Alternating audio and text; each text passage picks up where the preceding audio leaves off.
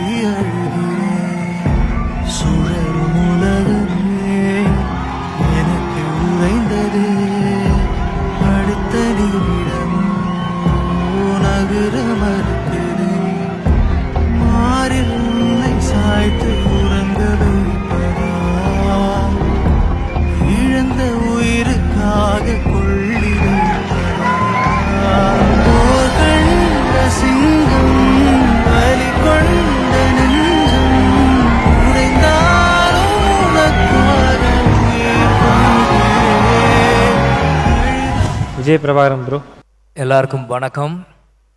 நான் அப்பா கிட்ட தினமும் தான் பேசிகிட்டு இருக்கேன். கேப்டனுக்கு எல்லாமே தெரியும். எப்பயுமே சொல்லுவாங்க தூணுலையும் இருப்பாங்க துடும்லையும் இருப்பாங்க கடவுள்னு சொல்கிறாங்க. எனக்கு அப்போல்லாம் அது பெருசாக புரியல. இன்றைக்கி எங்கள் அப்பா என் கூட இல்லாதப்போ எனக்கு அந்த வார்த்தைகள் புரியுது. நான் எங்கே திரும்பினாலும் கேப்டன் என் கண்ணுக்கு தெரிகிறாரு. நான் எங்கேயாச்சும் சோர்ந்து உட்காந்து எங்கள் அப்பா என் கூடயே நிற்கிற மாதிரி எனக்கு இருக்குது. நான் விமானத்தில் பறக்கும் போதும் ஒரு சின்ன வயசு சொல்லுவாங்க சாமி கும்பிட்டு போகணுன்னு. ஆனால் இப்போ விமானத்தில் பறக்கும்போது கூட முதல்ல வந்து கேப்டன் கேப்டன் தான் என் அறியாமையே எனக்குள்ளே வருது. ஏன்னா அந்த மாதிரி எங்கள் அப்பா வந்து மூச்சிலையும் என் அசைவிலையும் என்னை சுற்றி தான் இருக்காரு. இன்னைக்கு கூட ராமநாட்டில் எங்கள் ஒரு கட்சி ஃபங்க்ஷன் முடிச்சுட்டு நான் ஸ்ட்ரைட்டாக இங்கே வரேன். அங்கே போய் அங்கே கொடியை தொடும் போதும் எனக்கு அந்த கொடி ஏற்ற வானத்தை பார்க்குறப்ப எனக்கு அப்பா அங்கே தான் என்னை சிரிக்கிற மாதிரி தான் எனக்கு இருக்கிறாரு, கூட இருக்கிற மாதிரி தான் இருக்காரு. நிச்சயம் எனக்கு மட்டும் இல்லை, கேப்டனை யாரெல்லாம் ரசிக்கிறீங்களோ யாரெல்லாம் கேப்டன் மனசுல இருக்கவங்க எல்லார் கூடயுமே கேப்டன் இருப்பாரு. உங்களுக்கு எந்த பிரச்சனை எதுவாக இருந்தாலும் நீங்கள் கேப்டன் நினச்சிக்கோங்க. நிச்சயம் அது எனக்கு இது வந்து ஒரு ஆன்மீகமாக பேசுறேன்னு நினைக்காதீங்க, என் மனசில் இருக்கிறது நான் அப்படியே உங்களுக்கு சொல்கிறேன். ஒரு பாசிட்டிவிட்டியாக என்னை சுற்றி எங்கள் அப்பா என்னை சுற்றி இங்கே இருக்கிற மாதிரி தான் இருக்குது. கேப்டனோட ஆசீர்வாதம் நம்ம எல்லாருக்குமே இருக்கும். அதே மாதிரி பிஹைண்ட் வுட்ஸுக்கும் நான் இந்த நேரத்தில் ரொம்ப கடமைப்பட்டிருக்கேன்.